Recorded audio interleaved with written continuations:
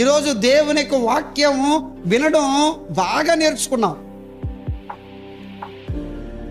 దేవుని వాక్యం వినడం బాగా నేర్చుకున్నాం, అది తప్పేం కాదు. కానీ విన్న వాక్యాన్ని ఎంతవరకు చేస్తున్నాం?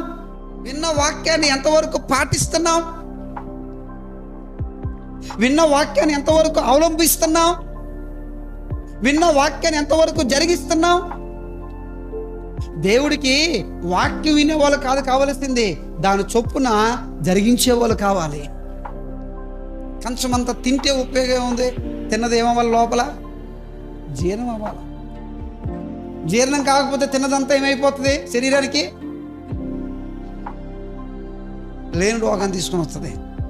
దేవుడు ఈరోజు నాతో ఇలా మాట్లాడాడండి, ఈ మాట నా జీవితంలో కనిపించాలి అనే వరకు నేను ఈ వాక్యం పట్ల వెనక అడుగు వేయను.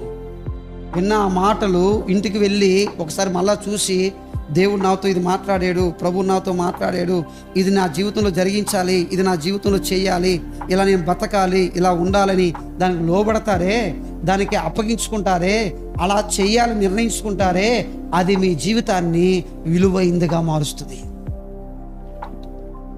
విలువైన మాటలు వినడం కాదు, జీవితాన్ని విలువైందిగా మార్చుకోవడమే క్రైస్తవ్యం.